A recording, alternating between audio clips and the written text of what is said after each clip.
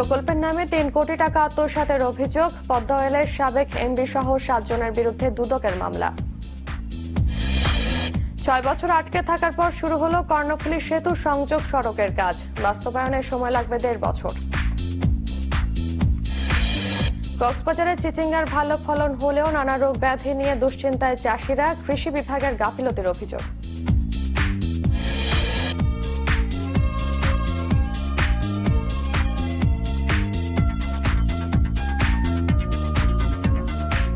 শুভেচ্ছা, আমন্ত্রণ চট্টগ্রাম 24-এ। আপনাদের সাথে আছে আমি রুবিনা হকেলি। এতক্ষণ শুনছিলেন ইন মোহাম্মদ প্লাস্টিক সংবাদ শিরোনাম, এবার পুরো খবর। ৩ কোটিরও বেশি টাকা আত্মসাতের অভিযোগে পদ্মা অয়েল কোম্পানির সাবেক এমডি আবুল খায়ের সহ 7 জনের বিরুদ্ধে 2টি মামলা করেছে দুর্নীতি দমন কমিশন। সকালে চট্টগ্রামের সদরঘাট থানায় দুদকের সহকারী পরিচালক সিরাজুল হক বাদী হয়ে এসব মামলা দায়ের করেন। তিনি জানান, ঢাকা শাহজালাল আন্তর্জাতিক বিমানবন্দরে হাইড্রেন্ট সিস্টেম স্থাপনে প্রায় 2 কোটি 76 লাখ টাকা আর দৌলতপুর ডিপোতে একটি ভবন নির্মাণে 33 লাখ টাকার কম কাজ হয়েছে। পদ্মা অয়েলের তৎকালীন এমডি, 2টি প্রকল্পের পরিচালক, ঠিকাদার এবং প্রকৌশলীরা এ টাকা আত্মসাৎ করেছেন বলে দুদকের অনুসন্ধানে বেরিয়ে আসে।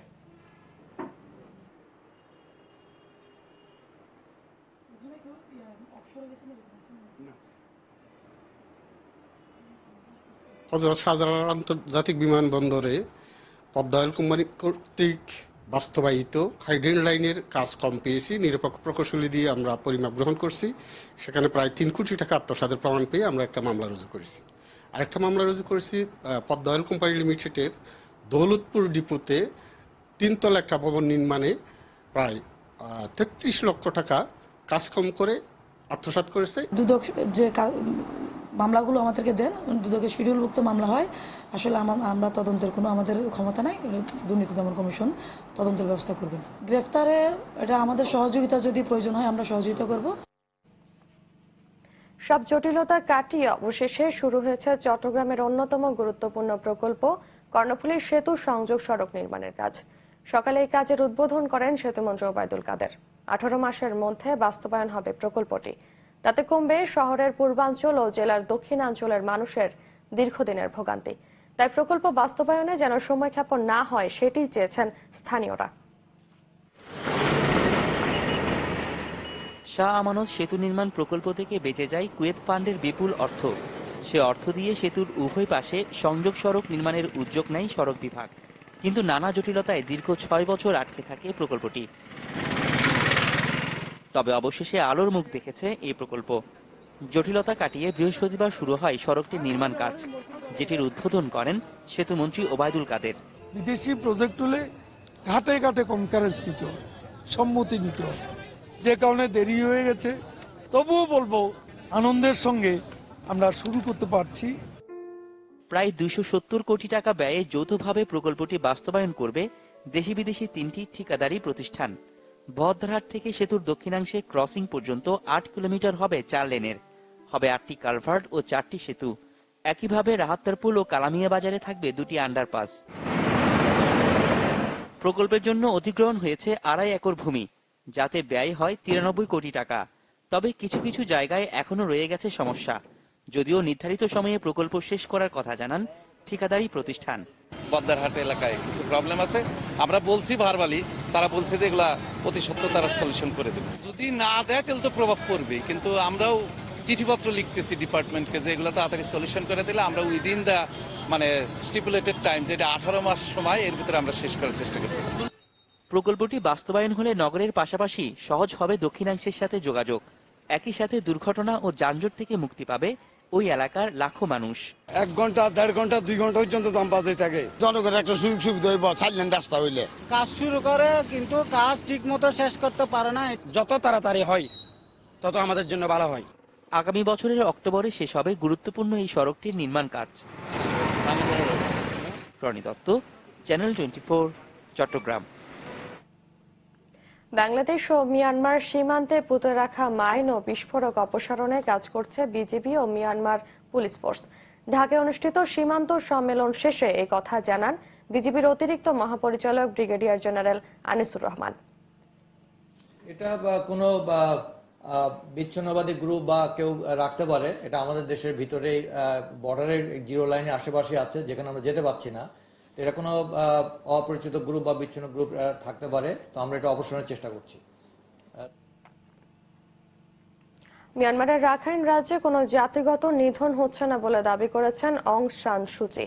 বিবিসিকে দেয়া এক সাক্ষাৎকারে এই কথা বলেন শান্তিতে নোবেল জয়ী এই নেতা। বলেন, রাখাইন রাজ্যে রোহিঙ্গারা নির্যাতিত হলেও তা জাতিগত নিধন নয়। কোন রোহিঙ্গা দেশে ফিরতে চাইলে তাদের নেওয়া হবে বলেও জানান দেশটির স্টেট কাউন্সিলর। গেল বছর অক্টোবরে মিয়ানমারের রাখাইন রাজ্যে রোহিঙ্গাদের উপর চালানো হয় বর্বর নির্যাতন, যাতে অংশ নেয় দেশটির সেনাবাহিনীও। প্রায় 70,000 রোহিঙ্গা আশ্রয় নেয় বাংলাদেশে। Where tens of thousands of Rohingya Muslims have fled what human rights groups call and about which Aung San Suu Kyi. এবার চিচিঙ্গার ভালো ফলন হয়েছে কক্সবাজারে, বেড়েছে 400। তবে এর মধ্যে নানা রোগ দেখা দেওয়ায় বিপাকে পড়েছেন চাষিরা। তাদের অভিযোগ, এমন দুঃসময়ে তারা কোনো সহায়তা পাচ্ছেন না কৃষি বিভাগের। যদিও কৃষি বিভাগ বলছে ভেজাল বীজ আর অসময়ের কুয়াশার কারণে এই অবস্থার সৃষ্টি হয়েছে। এবার বিপুল পরিমাণে চিচিঙ্গা চাষ হয়েছে কক্সবাজার সদর, রামু, চকরিয়া, পেকুয়া, মহেশখালী ও টেকনাফে। এর মধ্যে সবচেয়ে বেশি চাষ হয়েছে চকরিয়ায়। তবে কেউ কেউ ভালো ফলন পেলেও অনেক চাষি পড়েছেন বিপাকে, কেননা চিচিঙ্গায় দেখা দিয়েছে নানা রোগ। ফলে লাখ টাকা বিনিয়োগ করে চরম হতাশার মধ্যে পড়েছে এসব চাষি। এতে কৃষি বিভাগের কোনো কর্মকর্তাকে মাঠে না পাওয়ারও অভিযোগ করেন কেউ কেউ। ক্ষেতের মধ্যে লাল রোগ আসতেছে, এগুলোর কীটনাশক ব্যবহার করতেছি, ব্যবহার করার পর ফল পাচ্ছি না। যে ক্ষেতগুলো করছি সে ক্ষেতে আমাদের 1.5 লক্ষ 2 লক্ষ টাকা মতো খরচ হয়েছে, কিন্তু এখনো আমরা কোনো টাকা পয়সা দেখিনি। কৃষি অফিসের কাছে এখানে আসে না, যায় শুনিও না, দেখিও নাই। তবে গণমাধ্যম কর্মীর মাঠে যাওয়ার খবর পেয়ে সেখানে হাজির হন উপজেলা উপসহকারী কৃষি কর্মকর্তা। এ সময় চাষিদের অভিযোগ মিথ্যা বলে দাবি করেন তিনি। মিথ্যা বলা হয়েছে, আমি এখানে এসেছি, আমার পরিচিত আছে, তারা জানে ওই লোকটা যে ওষুধ দিচ্ছে এরা কিছু নেই আমার। কৃষি বিভাগ বলছে ভেজাল বীজের কারণে এ রোগের সৃষ্টি, সেই সাথে অসময়ের কুয়াশার কারণেও এ রোগ হতে পারে জানিয়ে ব্যবস্থা নেওয়ার কথা বলছেন এই কর্মকর্তা। কিছু কিছু সমস্যা বিভিন্ন জায়গায় হয়, বিশেষ করে বীজের কারণেও হয়, এবং এই যে হঠাৎ করে কুয়াশা পড়তেছে, এখন প্রচন্ড কুয়াশা পড়তেছে, কুয়াশায় বিভিন্ন রকমের রোগ বালাই দেখা দেয়। ছত্রাকজনিত এই ব্যাপারে আপনার বিহিত ব্যবস্থা করার জন্য, বিশেষ করে ছত্রাকনাশক সহ অন্যান্য ব্যবস্থা গ্রহণ করার জন্য আমরা কৃষকদেরকে উপদেশ দিচ্ছি। কৃষি সম্প্রসারণ অধিদপ্তরের তথ্য মতে কক্সবাজার জেলায় এবার 160 হেক্টর জমিতে চিচিঙ্গা চাষ হয়েছে। Desk report, channel 24। এবার নিচ্ছেন মোহাম্মদ প্লাস্টিক বিরতি, ফিরে এসে থাকছে রাঙ্গামাটিতে শিশু ধর্ষণকারীর বিচার দাবিতে স্থানীয়দের মানববন্ধন।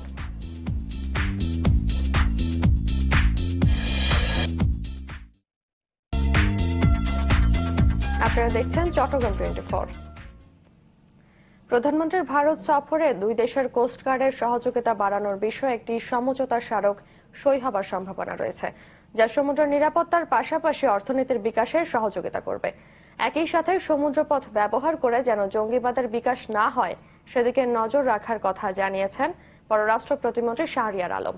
বঙ্গোপসাগর ঘুরে নাসের বাবুর ক্যামেরায় আরো জানাচ্ছেন মোর্শেদ হাসিব।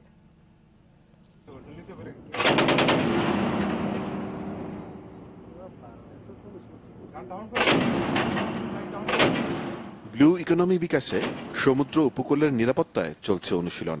বঙ্গোপসাগরে মিয়ানমার ও ভারতকে হারিয়ে প্রায় বাংলাদেশ সমান জলরাশি রক্ষায় এই কার্যক্রম।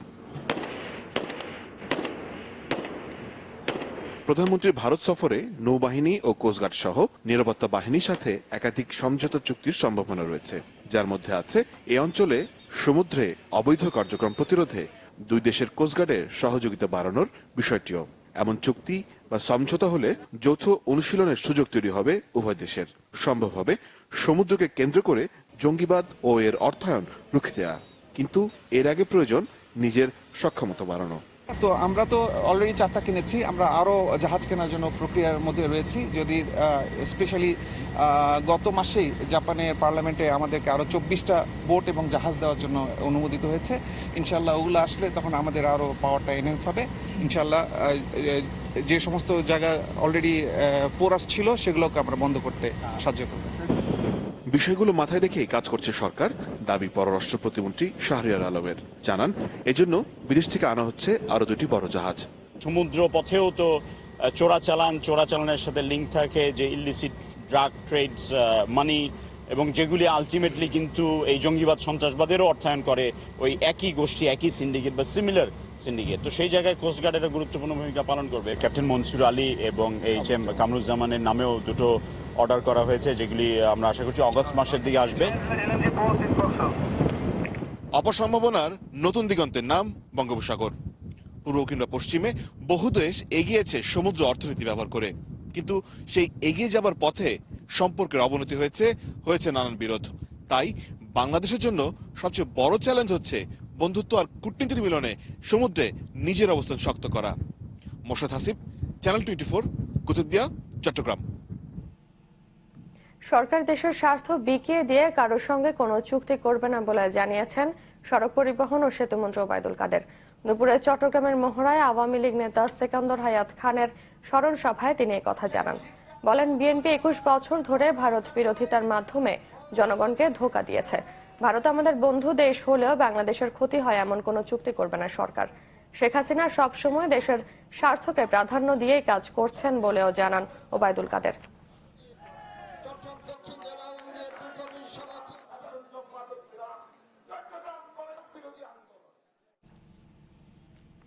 রাঙ্গামাটির আলামিন পাড়ায় শিশু ধর্ষণকারী আহমদ মিয়ার বিচারের দাবিতে মানববন্ধন করেছে এলাকাবাসী। দুপুরে রাঙ্গামাটি চট্টগ্রাম সড়কের রানীরহাট বাজার এলাকায় ঘণ্টাব্যাপী মানববন্ধন অনুষ্ঠিত হয়। এতে স্থানীয় জনপ্রতিনিধি সহ বিশিষ্ট জনেরাও যোগ দেন। তারা অভিযোগ করেন, শিশু ধর্ষণের মতো নেকারজনক ঘটনায়ও পুলিশ কোনো ব্যবস্থা নিচ্ছে না। গত 1 এপ্রিল বিকালে আলামিন পাড়া এলাকায় 2য় শ্রেণীর ছাত্রীকে ধর্ষণ করে তার গৃহশিক্ষক আহমদ মিয়া।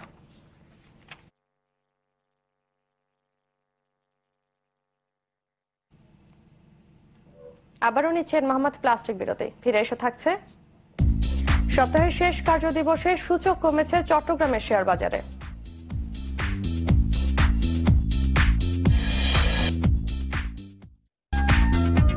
বিরতির পর আবার আমন্ত্রণ চট্টগ্রাম 24-এ। খাগড়াছড়িতে প্রান্তিক জনগোষ্ঠীর মাঝে সোলার প্যানেল ও কৃষি উপকরণ বিতরণ করা হয়েছে। জেলার দীঘিনালা উপজেলা প্রশাসন ও কৃষি অফিসের উদ্যোগে প্রণোদনা কর্মসূচির আওতায় এসব সামগ্রী বিতরণ করা হয়। সংসদ সদস্য কুচেন্দ্রলাল ত্রিপুরা 205 জনকে সার এবং 487টি ধর্মীয় ও সামাজিক সংগঠনকে এসব উপকরণ প্রদান করেন। জেলা প্রশাসক মোহাম্মদ রাশেদুল ইসলাম অনুষ্ঠানে উপস্থিত ছিলেন।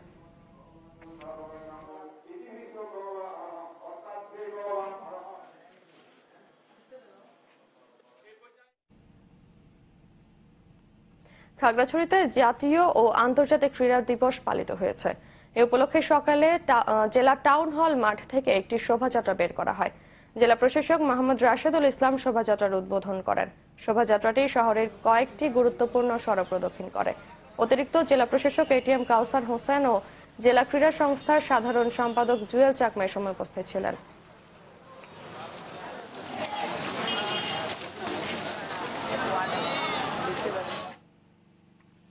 বিষমুক্ত পন্থায় ফল ও শাকসবজি উৎপাদনে মাঠ দিবসের আয়োজন করা হয়েছে চট্টগ্রামের ফটিকছড়িতে।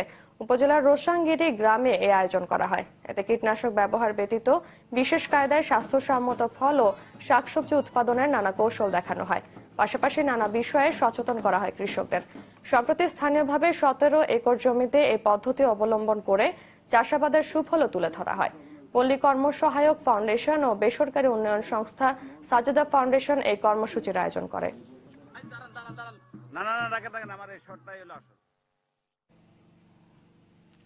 সূচকের নিম্নমুখী ধারায় শেষ হল পুঁজিবাজারের সপ্তাহের শেষ কার্যদিবসের কার্যক্রম। ঢাকা স্টক এক্সচেঞ্জে সূচক কমেছে 21 পয়েন্ট আর লেনদেন কমেছে 98 কোটি টাকা। অন্যদিকে চট্টগ্রাম স্টক এক্সচেঞ্জের সূচক কমেছে 82 পয়েন্ট আর লেনদেন গত কার্যদিবসের চেয়ে 8 কোটি টাকা কমে হয়েছে 56 কোটি টাকা। সপ্তাহের শেষ কার্যদিবসে সূচকের নিম্নমুখী ধারায় শেষ হয় ঢাকা স্টক এক্সচেঞ্জ ডিএসইর কার্যক্রম। প্রধান সূচক ডিএসইএক্স 21 পয়েন্ট কমে হয়েছে 5736 পয়েন্ট আর লেনদেন আগের কার্যদিবসের তুলনায় 98 কোটি টাকা কমে হয়েছে 1016 কোটি টাকা।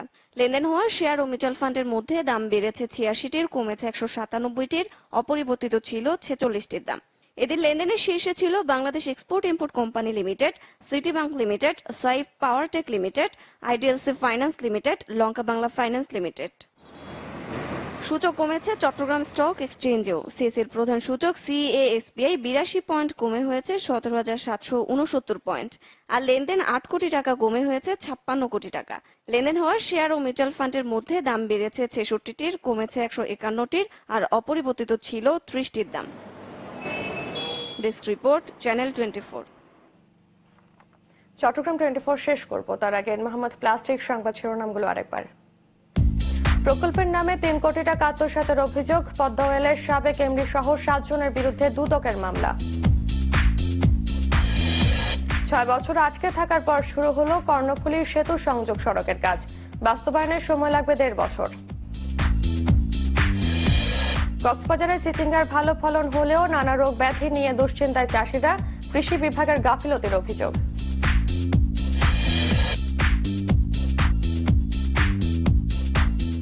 এই ছিল চট্টগ্রাম 24 এর বিকেলের আয়োজন। 6টায় দেখবেন দেশ 24। এতক্ষণ সাথে থাকার জন্য ধন্যবাদ সবাইকে।